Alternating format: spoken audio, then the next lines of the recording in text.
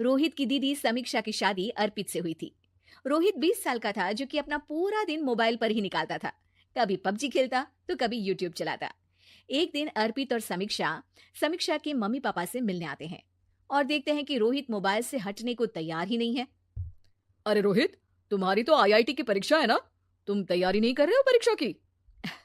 वो सब तो मोबाइल पर ही हो जाएगा। ये देखिए, ये है गूगल। इससे जो भी पूछो वो सब बता देता है। तो आखिर कागज क्यों बर्बाद करूं? अरे पर तुम इन प्रश्नों की तैयारी बिना लिखोगे कैसे? उसमें क्या है, ये देखिए नोटपैड, बिल्कुल कॉपी जैसा है, इसी पर कर लूंगा। हम जब तुम्हारी उम्र के थे तब हम दोस्त मिलकर प्रश्न हल किया करते थे। उससे हमारी हैंडराइटिंग की भी प्रैक्टिस हो जाती थी और समय का भी अंदाजा लग जाता था। और फिर साथ में हम एक दूसरे की मदद भी कर देते थे अगर कोई अटक जाए तो। आपका जमाना अलग था जीजा जी। अभी जमाना फास्ट और स्मार्ट हो गया है। जमाना क्या, अब तो फोन भी स्मार्ट हो गया है। समय के साथ बदलना पड़ता है जीजा जी। अब बस भी कीजिए आप, हर चीज को लेक्चर में बदल देते हैं। रोहित अच्छा कर लेता है परीक्षा में। इतने में अर्पित के सास ससुर जी आ जाते हैं हॉल में और अर्पित इस बारे में बात नहीं करता। हालांकि अर्पित को लगता तो है कि पूरी तरह मोबाइल पर लगे रहना सही नहीं है, पर वो इस बात को और नहीं छेड़ता। ऐसे ही 2 दिन निकल जाते हैं। समीक्षा, मुझे काम से फोन आया था, मुझे वापस काम पर लौटना पड़ेगा। पर हमें आए हुए तो 2 ही दिन हुए हैं, अभी चले गए तो माँ और पापा को अच्छा नहीं लगेगा ना। अच्छा ठीक है, तुम रुक जाओ, मैं काम खत्म करके फिर लौट आऊंगा। एक काम कीजिए ना, परसों रोहित भी परीक्षा के लिए निकलेगा, आप उसी के साथ निकल जाना। दोनों वैसे भी बात नहीं करते, साथ में जाएंगे तो हो सकता है आप लोग आपस में बातचीत भी करने लग जाओ। आह, ठीक है, मैं काम को 2 दिन टाल सकता हूँ। उसी रात जब सब खाना खाने बैठे थे तो अर्पित अपने जाने की खबर बाकी लोगों को बताता है। मुझे काम के लिए वापस जाना होगा। अरे बेटा, पर अभी तो तुम आए हो, इतनी जल्दी चले जाओगे? नहीं माँ जी, समीक्षा यहीं रहेगी और मैं जल्दी काम खत्म करके वापस आ जाऊंगा। ठीक है, काम भी जरूरी है। वैसे कब निकलोगे बेटा? 2 दिन में। मैंने सुना है कि उस दिन रोहित को भी परीक्षा के लिए जाना है, तो कल मैं दोनों की टिकट करा लेता हूँ बुक। मेरी टिकट रहने दीजिए जीजा जी, मैं तो फोन से ही करवा लूंगा। हाँ, पर कोई दिक्कत हो गई तो?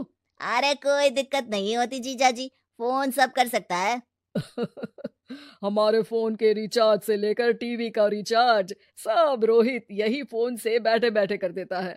अब ये नई चीज तो हमारे समझ के परे है, पर अच्छा है कि रोहित जानता है। हमारी मेहनत इतनी कम हो गई भाई। हाँ, पर अगर टिकट नहीं मिली तो? अर्पित की बात पूरी होने से पहले ही बिजली चली जाती है। अरे ये क्या हो गया, आपने बिजली का बिल भर तो दिया था ना?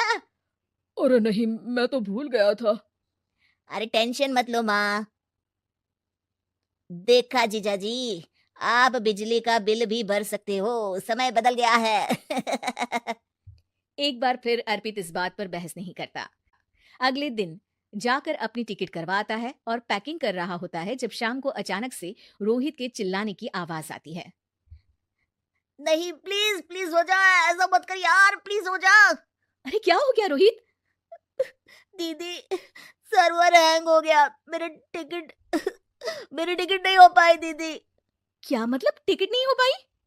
इतने में वहां रोहित के मम्मी और पापा भी आ जाते हैं। अरे क्या हो गया? माँ, मेरा टिकट नहीं हो पाया, सर्वर डाउन हो गया। अरे पर तूने तो बोला था कि हो जाएगा। हो जाता है, पर अब क्या करूं, ये क्या हो गया? अब कल की तो कोई बस भी नहीं है, ना ही अब टिकट मिलेगी ट्रेन की कल के लिए। मुझे तो कोई रास्ता नहीं दिख रहा।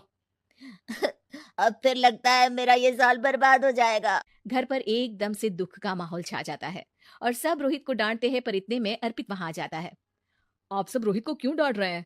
आपने ही तो उसे बढ़ावा दिया था ना। लेकिन इसकी लापरवाही के कारण इसकी परीक्षा छूट जाएगी। इसने तो हमसे कहा था कि टिकट हो जाएंगे। हे भगवान, अब क्या होगा? चिंता करने की कोई बात नहीं है, मैंने एक एक्स्ट्रा टिकट करवा ली थी। मैं समझता हूँ कि मोबाइल हमारा ही काम आसान करने के लिए है, पर उस पर ही पूरी तरह से निर्भर होना तो गलत बात है ना। रोहित टिकट को देखकर बहुत खुश हो जाता है और जोर से जाकर अपने जीजाजी के गले लग जाता है।